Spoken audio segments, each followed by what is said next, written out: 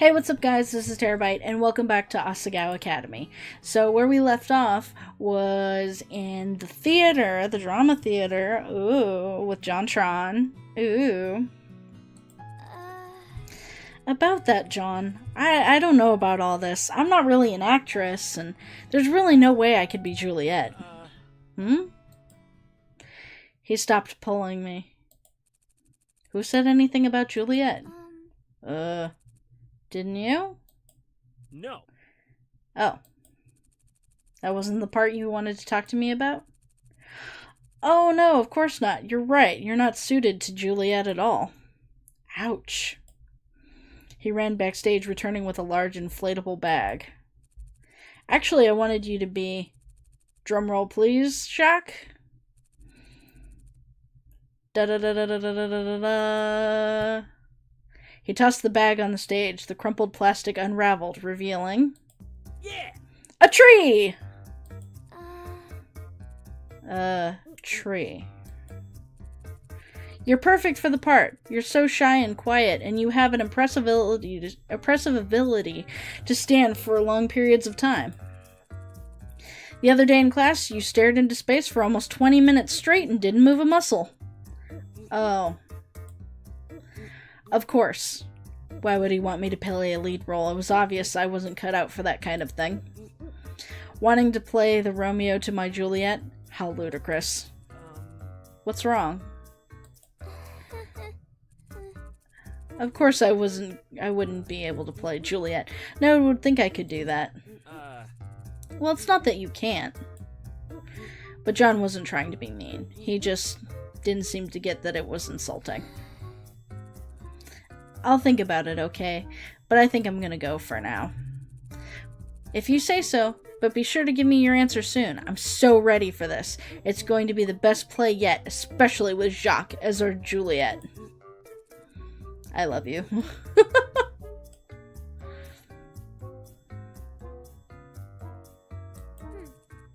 Goodbye, John. See you later. How awful was that? Damn. I shut the door to the dorm room, wanting nothing more than to collapse onto my bed. Hey, what's up? Hey, Hannah. Mai was lying on her bunk upside down, her red hair spilling over the side. Something glinted in her hands. What are you doing? I'm cutting out little blossoms, see?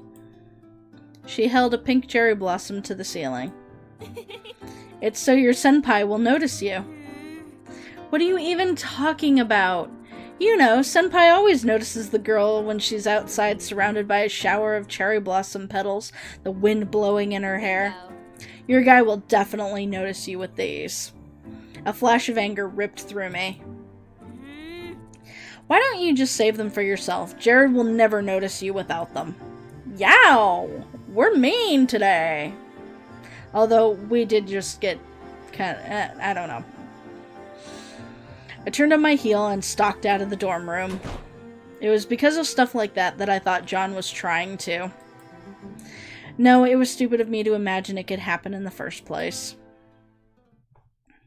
I stepped out of the front of Poppy Hall, the crisp evening air wafting against my face and cooling my skin.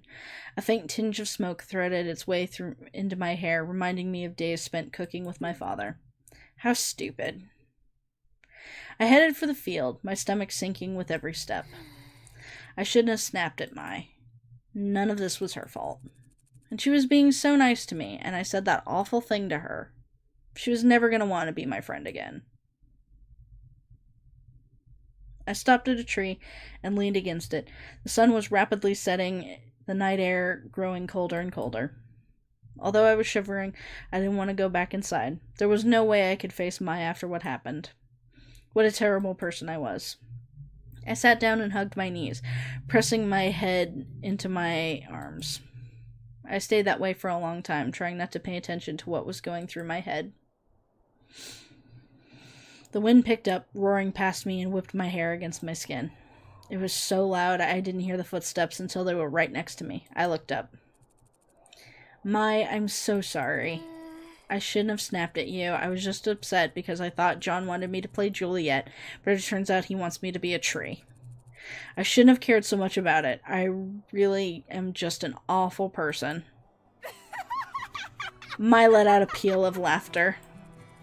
That John, he doesn't mean anything by it. But that is something he would do. He's nice, but he can be a little clueless sometimes. She sat next to me and wrapped an arm around my shoulders. Together we huddled against the rough bark of the oak tree, somewhat sheltered from the wind. You remember what Shane said about my hair? Mai's arms tightened around me. I've been on edge ever since. I don't know how to face them, even when they're being nice. I'm so afraid that they hate me. I'm sorry I'm such a coward. Well, it's okay. We're all cowards sometimes. Maybe we should just approach our problems directly instead of coming at them from the side with flowers and friendship. You want to join the Normal Boots Club, don't you? Yes. Well, I want to date Jared. Neither of these things will happen if we keep avoiding stuff that makes us nervous. Yeah. If we want something, we should go get it. We shouldn't look. Just because we're used to waiting for things to happen to us doesn't mean that they're always going to, if we're just patient enough. Hana, if you want to join the Normal Boots Club, you have to keep moving forward, strongly, without fear, without looking back, right? Yeah. And the same goes for you, Mai. Yeah, it does. I rested my head on Mai's shoulder, thankful that she was taller than my paltry 5'2". She lay her head on top of my own. Jeez, that's only an inch shorter than me. Yeah. I think I'm going to try harder. Nothing good came of me avoiding my problems and being a coward. I can't keep running away, or else eventually I'm going to run out of places to go, and then I'll break. If I really want to make a new life at Asagao, I have to try. Seriously. I'm going to be my best self, and be myself. I'm going to actually try. Who knows, maybe Shane will warm up to me eventually. Mai pulled me closer into a hug. Yeah. That's the spirit! Yeah! Now what do you say we get inside? It's freezing. It's so cold. I know can talk good. Yes, let's. And thank you, Mai. Mai smiled at me. No, thank you. Let's go. But I guess freezing with your best friend is better than ice cream anyway.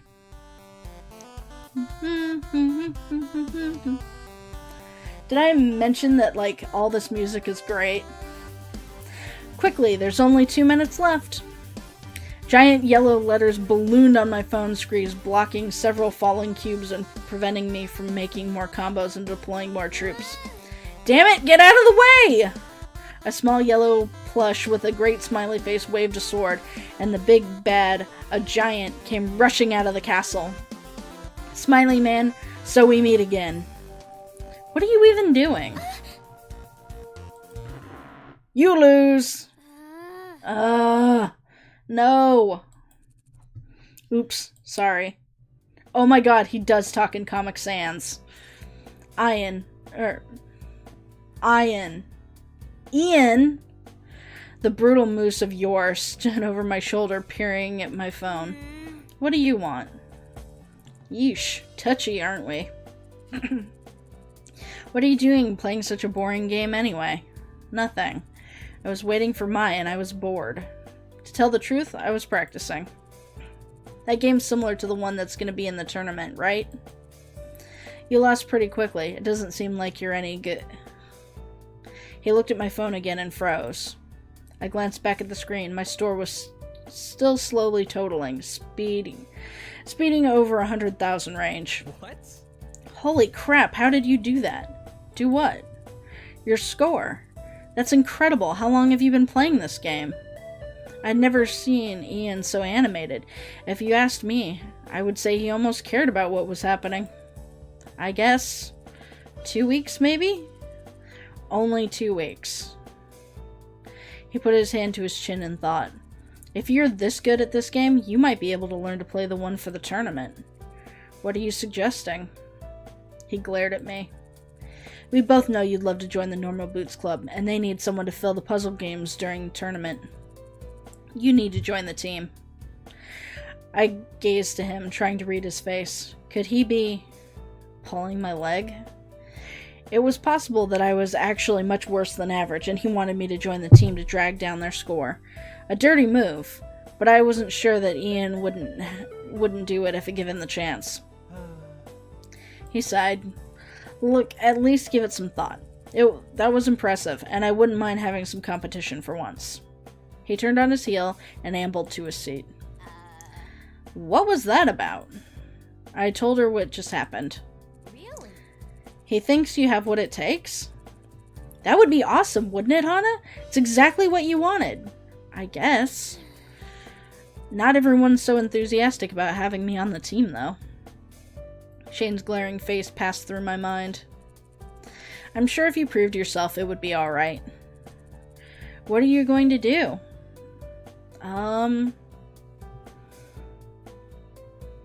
I'd like to try. Even if I fail. I'm going to work hard and give it my best.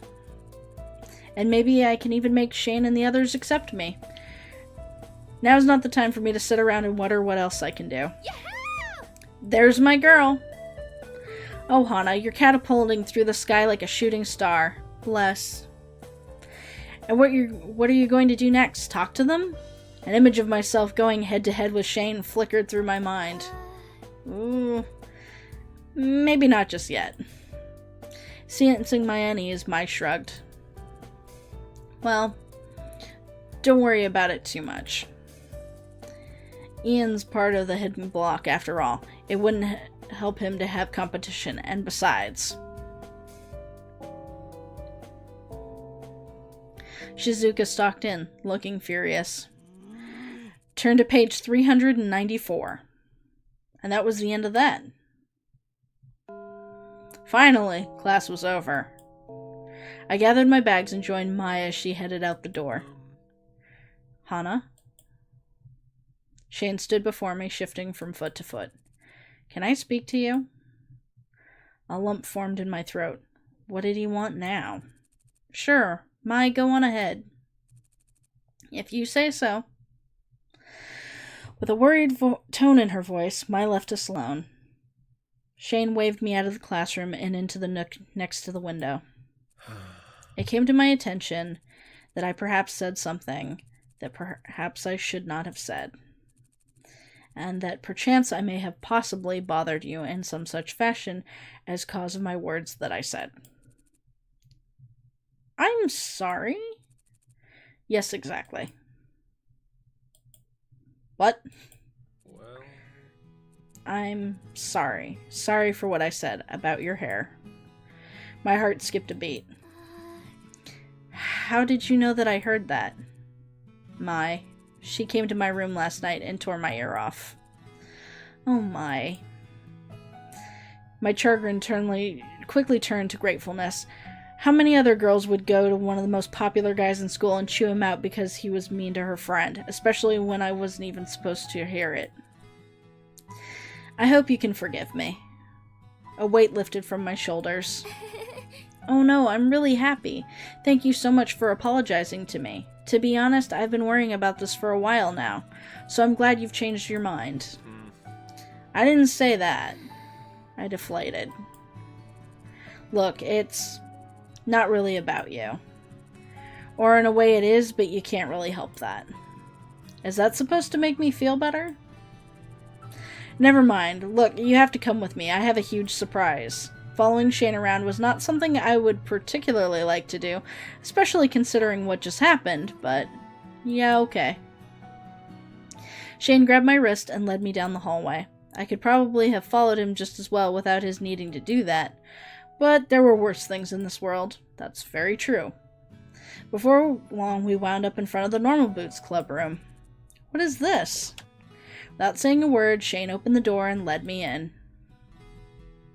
Inside, the entirety of Normal Boots was waiting, along with a sullen-faced Ian.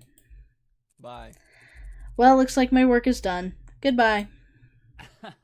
He brushed past me as PBG began to laugh. See ya. Thanks, man. See you in the tournament. So, Hana, I bet you're wondering why Mr. Stoic brought you here. A little bit, yeah. Oh, man. As you know, there's a tournament that happens each year in early spring. This year, the tournament is in about a month and a half. We each compete in various events. It used to be easy to win, but with Hidden Block around, things have changed. We want to keep our competitive edge. Something happened last year that made it so we no longer have someone competing in the puzzle category. I stand by my decision. So we need someone to take John's place. I don't understand. We all have different categories we're entering into, and half of us have jobs or other clubs that we're busy with. We can't exactly take on more. For example, I compete in the invention and game design category. I play retro games, get a higher score than the other fellow by the end of the level, that kind of thing. I play pinball on the machines and the arcade provides, and it's the same thing, really.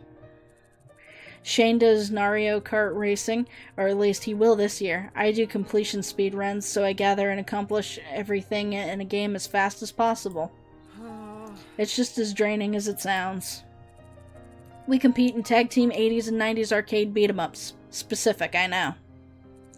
And I dance. Oh my god. We each have our own fields, and we can't take the time to learn a new one. So Ian told us how good you are at Dumbadoom's Revenge. He suggested you enter the tournament as a member of the Normal Boots Club. Really? He really? Why on earth would he do that?